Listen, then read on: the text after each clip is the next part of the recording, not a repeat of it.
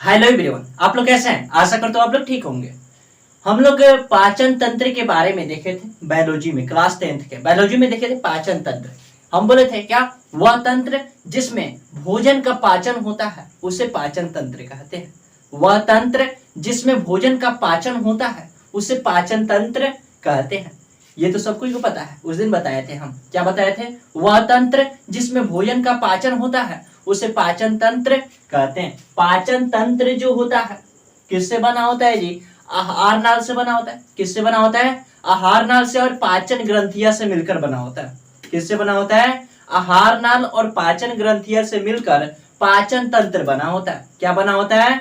पाचन तंत्र बना होता है। मान लीजिए कोई पूछेगा पाचन तंत्र किससे बना होता है या पाचन तंत्र का निर्माण किससे होता है, तो क्या कहिएगा? आहार नाल और पाचन ग्रंथियां मिलकर पाचन तंत्र का निर्माण करता है। किसका निर्माण करता है? पाचन तंत्र का निर्माण करता है। अब ये पाचन तंत्र जो होता है मुख्य गुहा से निकलता है और क्या होता है? मलाशय तक जाता है। कहां तक जाता है? मुख्य गुहा से मलाशय तक जाता है। और इसका लंबाई जो होता है, कुल लंबाई होता है 8 से 10 मीटर। कितना होता है जी? 8 से 10 मीटर जो है इसका पूरा लंबाई होता है। तो ये कहां से शुरू होता है? तो ये शुरू होता है मुख्य गुहा से मलाशय तक जाता है। कहां तक जाता है? मुख्य गुहा से मलाशय तक जाता है। और इसका पूरा लंबाई जो होता है 8 से 10 मीटर होता है। कितना होता है? 8 से 10 मीटर। इसमें क्या क्या आता है जी? मुख्य गुहा आता है, ट्रेकिया लार ग्रंथि आता है, डायफ्राम आता है, ग्रासनली आता है, यकृत आता है, अग्नाशय आता है, पित्ताशय आता है, अमाशय आता है, छोटी आंत, बड़ी आंत, अपेंडिक्स आता है और रेक्टम आता है। ये सभी जो है आहार नाल के भाग है। आहार नाल यानी पाचन ग्रंथिया के यानी पाचन तंत्र के भाग है। पाचन तंत्र में दो चीज होता है, पाचन ग्रंथि और आहार नाल। क्या होता है? पाचन ग्रंथि और आहार नाल यानी दो चीज होता है। क्या क्या होता है? पाचन ग्रंथि और आहार नाल होता है। अब मान लीजिए कोई पूछे कि आहार नाल क्या है, ठीक है, तो क्या कहेंगे? पाचन तंत्र का वह भाग जिसमें भोजन इकट्ठा होता है। पाचन तंत्र का वह भाग जिसमें भोजन इकट्ठा होता है उसे क्या कहते हैं? आहार नाल कहते हैं। पाचन तंत्र का वह भाग जिसमें भोजन इकट्ठा होता है उसे आहार नाल कहते हैं। पाचन तंत्र का वह भाग जिसमें भोजन इकट्ठा होता है उसे आहार नाल कहते हैं। याद हुआ?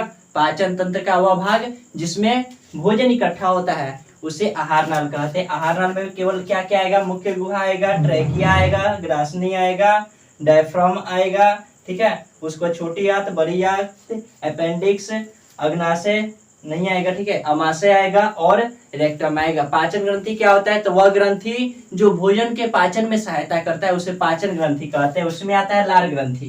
क्या आता है? लार ग्रंथि आता है, अग्नाशय आता है और पित्ताशय आता है, यकृत आता है, ठीक है। क्या क्या आता है? लार ग्रंथि, अग्नाशय, पित्ताशय और यकृत जो है पाचन ग्रंथिया में आएगा। किस में आएगा? पाचन ग्रंथि में आएगा। तो इसमें किसी को दिक्कत है जी? नहीं है, ठीक है।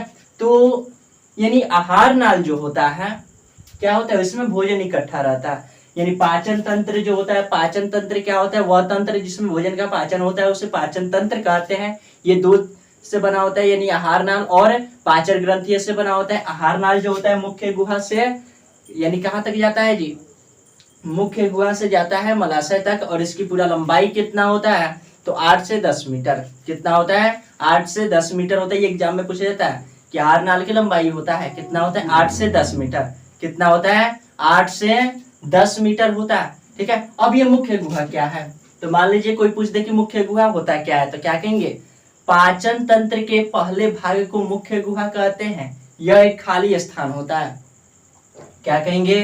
पाचन तंत्र के पहले भाग को मुख्य गुहा कहते हैं। यह एक खाली स्थान होता है और भोजन का पाचन यहीं से शुरू हो जाता है। कहां से शुरू होता है? मुख्य गुहा से ही भोजन का पाचन शुरू हो जाता है। और ये क्या होता है? पाचन तंत्र का पहला भाग होता है। क्या होता है? ये पाचन तंत्र का पहला भाग होता है और यहीं से क्या होता है? भोजन का पाचन शुरू हो जाता है। क्या होता है? भोजन का पाचन जो है यहीं से शुरू हो जाता है, ठीक है। तो क्या कहेंगे? यानी पाचन तंत्र का पहला भाग मुख्य गुहा कहलाता है। पाचन तंत्र का पहला भाग मुख्य गुहा कहलाता है। यह एक खाली स्थान होता है। क्या होता है? यह एक खाली स्थान होता है। इसमें क्या क्या होता है जी? तो इसमें होता है यानी इसमें क्या क्या होता है? जीभ होता है, दंत होता है और लार ग्रंथि होता है। क्या होता है? जीभ होता है, दंत होता है और लार ग्रंथि।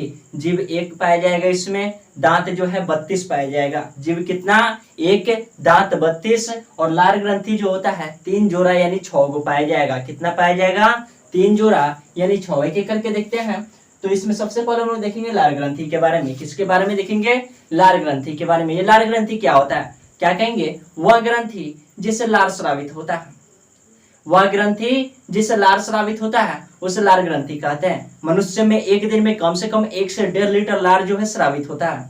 क्या होता है, 1 से 1.5 लीटर। और ये लार जो होता है क्या करता है, भोजन को मुलायम बनाता है, सॉफ्ट बनाता है, ताकि ये क्या हो जाए, ट्रैकिया से होते हुए और ग्रास नली से होते हुए कहाँ चला जाए, अमाशय में चला जाए और कोई दिक्कत भी ना हो। यानी ये क्या करता है, भोजन को मुलायम करता है। ठीक है, लार ग्रंथि क्या करता है, यानी लार जो होता है भोजन को मुलायम करता है, जिसकी वजह से भोजन जो है आगे बढ़ पाता है। कहाँ बढ़ पाता है, आगे बढ़ पाता है। ठीक है, और ये कितना होता है, इसको यानी 3 जोड़ा यानी 6 गो होता है। कितना होता है, 3 जोड़ा यानी 6 गो होता है। आगे है दंत। दंत जो होता है यानी दांत जो होता है यानी शरीर के सबसे कठोर भाग होता है। शरीर के क्या होता है, सबसे कठोर भाग होता है और ये कैल्शियम से बना होता है। किससे बना होता है, कैल्शियम से बना होता है। और दांत जो होता है 4 प्रकार के होता है। कितने प्रकार के होता है, 4 प्रकार के होता है। ठीक है, क्या क्या होता है जी, यानी ये दांत जो होता है कृतक होता है, रदनक होता है, चौर्नक, अग्रचौर्नक। हिंदी में बता दे रहा है, कृतक, रदनक, चौर्नक, अग्रचौर्नक। ठीक है, यानी इतना होता है क्या, दांत। दांत कितने प्रकार के होता है, 4 प्रकार के। और इसको देखेंगे नेक्स्ट वीडियो में। ठीक है, क्योंकि ज्यादा लंबा वीडियो हो जाएगा तो अपलोड करने में थोड़ा सा दिक्कत होता है, ज्यादा MB लग जाता है। ठीक है, तो देखेंगे नेक्स्ट वीडियो में।